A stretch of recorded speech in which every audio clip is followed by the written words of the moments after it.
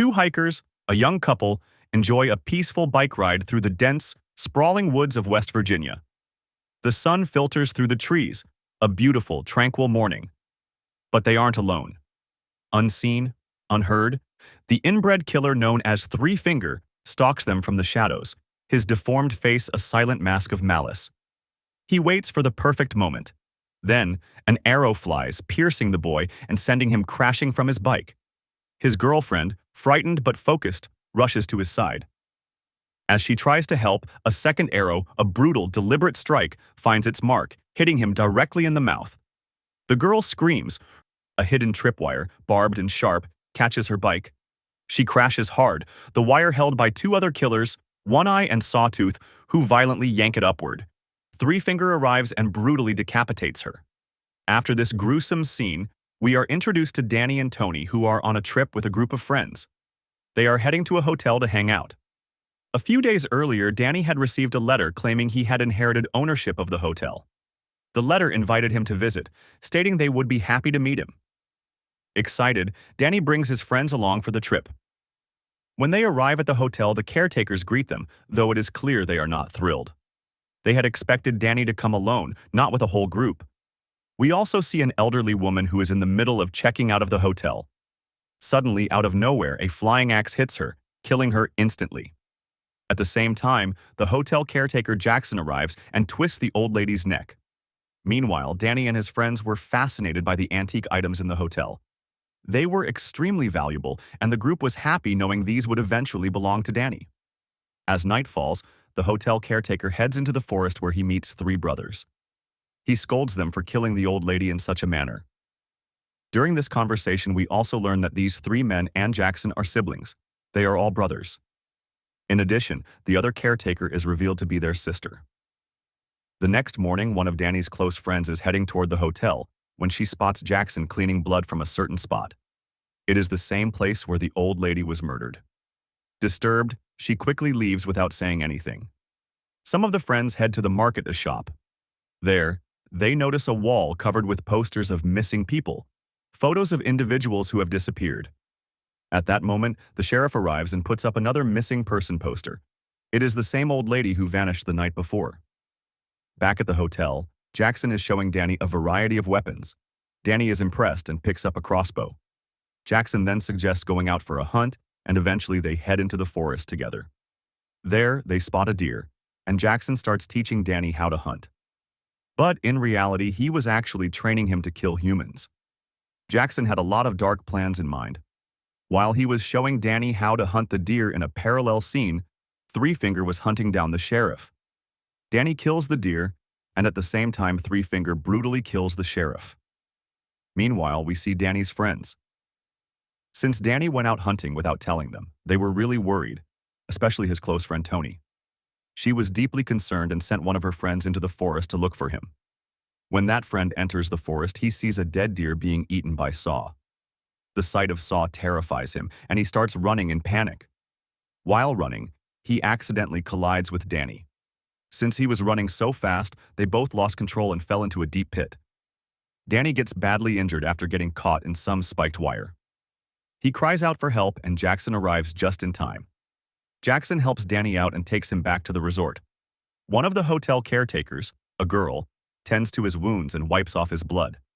She treats his injuries and applies medicine.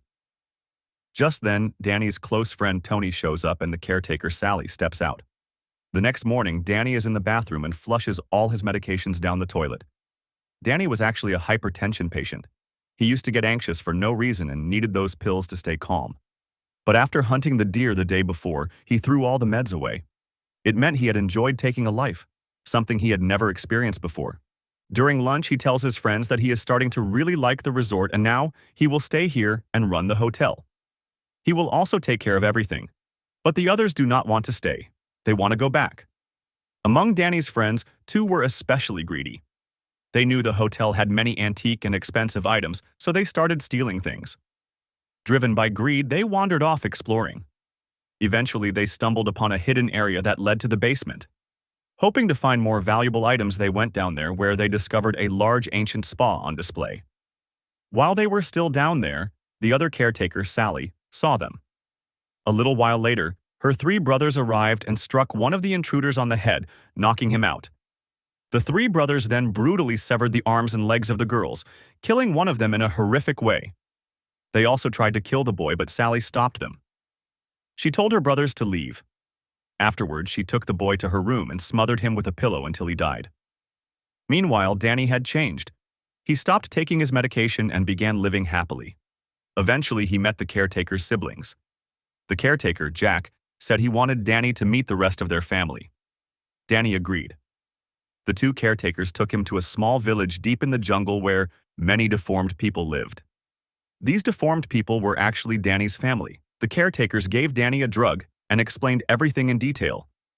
All of the deformed people were not pure-blooded because their ancestors came from different families. But Danny and Sally were pure-blooded, and if they married, their future children would be pure-blooded as well. Just like Three Finger and his brothers, they wanted to create more deformed people like themselves after getting married, so their kind could continue. Meanwhile, Danny's friend was secretly listening from behind a tree. That's when Saw showed up and caught him. Danny's friend begged for help, pleading with them to let him go. But Danny pretended not to know him and coldly said, "I don't recognize him." Three Finger then hung the boy and slit his throat. Blood started pouring out. Everyone there began collecting his blood in cups, eager to drink it. But Three Finger was more concerned than the rest. He didn't want the blood to stop flowing, so he kept cutting the body further. One of the cups was handed to Danny, and he drank his close friend's blood. The next morning when Danny returned, his close friend Tony was horrified to see him. She begged him to leave the hotel, go to the city, go back home. But Danny refused to leave the hotel or that place. By now, Danny was completely addicted to the drug that Sally had given him. They all headed toward the kitchen where they saw someone chopping up human body parts, frying them, and eating them. Everyone was terrified. Before they could leave, they looked into a freezer and saw the severed head of one of their friends. Panicked, they started running, but the three brothers chased after them. Some of the friends managed to escape, but one of them got caught. They forced a pipe into his mouth and pumped in high-pressure water so much that his body shattered from the inside. Next, we see another friend who had managed to escape from Three Finger, but his foot gets caught in a bear trap. He falls to the ground and cannot run anymore. The three brothers catch up to him, strike him on the head, and kill him instantly. Meanwhile, Danny's close friend Tony is searching for him. She grabs a gun and continues her search, eventually ending up in the basement spa. There she finds Sally, and a brutal fight breaks out between them. Tony then forces the caretaker's head into the water. Tony pulls out her gun and shoots Sally. At that moment, Danny arrives, takes the gun from her, and checks on Sally to see if she is still alive. Danny then tells Tony to run away from there. As Tony is escaping, the other caretaker, Jackson, starts chasing her. They get into a fierce fight and Tony ends up stabbing his eye with a key. She kills him so brutally that Jackson is left unrecognizable. Just as she is about to leave, Danny shows up again and points a gun at her. This reveals Danny doesn't want Tony to survive. She knows too much about him and his family's dark secrets. At that moment, Three Finger and his brothers arrive. Danny chooses his family over his close friend. As we all know, Three Finger kills Tony. The story continues showing Danny now running the hotel and welcoming guests. But behind the scenes, people are being murdered and eaten. The final scene shows the three brothers grinding human meat. And that is how Wrong Turn 6 ends here.